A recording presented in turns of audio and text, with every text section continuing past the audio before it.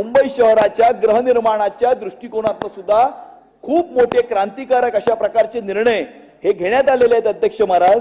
आणि त्यामुळे मी असं म्हणतो अध्यक्ष महाराज की मेरा मुंबई बदल रहा है अध्यक्ष महाराज। अध्यक्ष महाराज, अजून मला असं वाटतं की 2-4 मुद्दे जे आहेत, मी एक वाक्यामध्ये हे मुद्दे मांडतो। 2-4 जे मुद्दे आहेत, सर्वात महत्त्वाचा की या सभागृहामधल्या सगळ्या पक्षाच्या आमदारांनी हा मुद्दा या ठिकाणी मांडला होता अध्यक्ष महाराज की कलेक्टर लँड वरती ज्या सोसायटी आहेत त्या कलेक्टर लँडच्या सोसायट्या फ्रीहोल्ड करण्याकरता या ठिकाणी अशी मागणी करण्यात आली होती अध्यक्ष महाराज की 5% of ready reckoner rate charge करून त्या सगळ्या सोसायट्या या फ्रीहोल्ड करण्यात याव्या अध्यक्ष महाराज। 15%चं 5% करण्यात यावं अध्यक्ष महाराज। अध्यक्ष महाराज, या सगळ्या कलेक्टर लँडच्या सोसायट्यांमध्ये आपली मध्यमवर्गीय मराठी कुटुंब आहेत, मध्यमवर्गीय लोक राहतात, मोठ्या प्रमाणावरती रिटायर्ड लोक राहतात। 40-40 वर्ष त्या इमारतींना झालेले आहेत, त्या इमारती आता जीर्ण झालेल्या आहेत।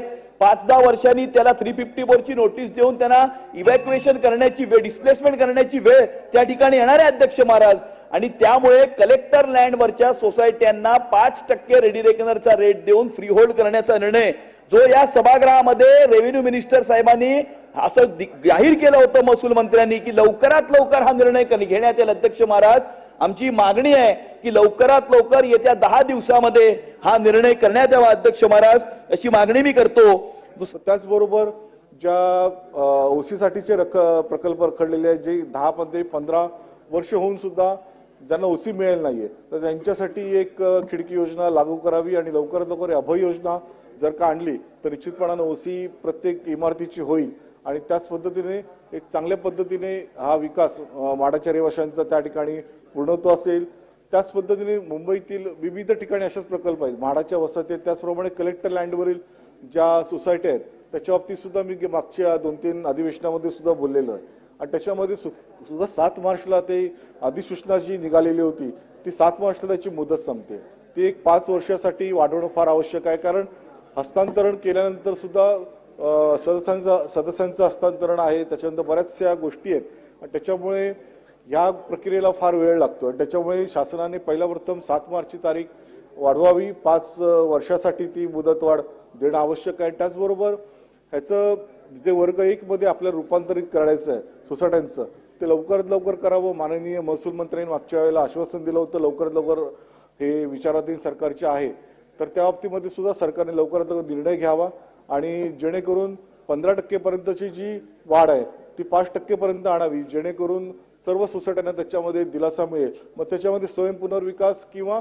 विकासकाद्वारे हा निर्णय सोसायटी घेईल, जसं म्हाडाच्या प्रक्रियेमध्ये किंवा इतर प्रकल्पामध्ये चालतं त्याच पद्धतीने या कलेक्टर लँडवरील सोसायट्यांना सुद्धा त्यांना त्यांचे अधिकार द्यावे, जेणेकरून स्वयं पुनर्विकास किंवा विकासक ह्याच्यामध्ये दरी न आणता ह्याच्यामध्ये 5% सरसकट सोसायट्यांना आपण लवकरात लवकर जर का हे दिलं, मुदतवाढ देऊन जर का 5%चा निर्णय घेतला तर लवकरात लवकर मला वाटतं या सोसायट्या सुद्धा आज जवळ 40 ते 50 वर्ष झालेली त्या मोडकळीस आलेल्या आहेत आणि जर का अजून आपण उशीर लावला तर निश्चितपणानं तिथे काहीतरी दुःखद घटना घडेल। ज्या प्रकारे माझ्या विभागात एक PWR 219 मधील एक स्कीम मध्ये कलेक्टर लँडवरीलच एक सोसायटीचं झालं, जवळजवळ 2 वर्षापूर्वीच एक इमारत कोसळली, जवळ 19 जण त्याच्यामध्ये मृत झाले आणि त्याच्यामुळे ह्या ज्या इमारती आहेत त्या 50 वर्ष जुन्या असल्यामुळे आपण लवकर निर्णय घेणं फार आवश्यक आहे।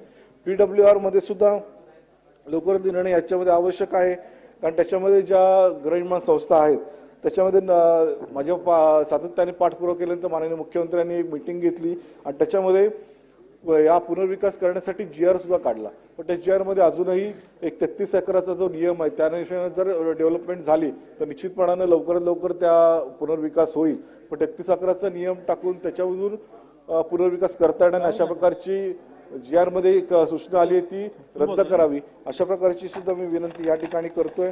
अध्यक्ष महोदय, महत्त्वाचा प्रश्न या ठिकाणी मी मांडू इच्छिते की मुंबई शहरामध्ये किंवा महाराष्ट्रामध्ये सुद्धा राज्य शासनाच्या समाज कल्याण विभागानं अनुसूचित जाती आणि जमातीच्या व मागासवर्गीय अल्प उत्पन्न गटातील सभासदांना राहण्यासाठी निवारा मिळावा व त्यांना राहण्यासाठी स्वतःचं घर व्हावं म्हणून PWR 219 PWR post war reconstruction scheme, युद्धोत्तर पुनर्वसन योजना असं त्याचं नाव आहे, ही सुरू करण्यात आली होती. या योजनेअंतर्गत मागासवर्गीय सहकारी गृहनिर्माण संस्थांना 1974च्या दरम्यान विनामूल्य भूखंड देण्यात आले होते. अध्यक्ष महोदय, शासनाच्या या योजनेअंतर्गत ज्या सभासदांना लाभ दिला आहे अशा सोसायट्यांना आज जवळजवळ 50 ते 55 वर्ष पूर्ण झाली आहेत आणि त्यामुळे त्या ठिकाणी कुठलेही अपघात होण्याची, मोडकळीस आलेल्या आहेत त्या, काहीही होऊ शकतं, सिनियर सिटीजन आहेत, त्या ठिकाणी आपण कुठेतरी लक्ष देण्याची गरज आहे. आणि मुंबईत तर अशा संस्था फार मोठ्या प्रमाणावर आहेत, माझ्या मतदारसंघात तर खूप आहेत. या योजनेअंतर्गत बांधण्यात आलेल्या इमारती ह्या मोडकळीस आल्या आहेत. त्यामुळं मूळ मागासवर्गीय जे लोक आहेत त्यांनी, म्हणजे ठीक आहे की आता मोडकळीस आल्या त्या ठिकाणी काहीतरी मार्ग काढायला लागेल, पण मूळ मागासवर्गीय काही सभासदांनी त्यांच्या सदनिका ह्या परस्पर त्यांनी हस्तांतरित केलेल्या आहेत.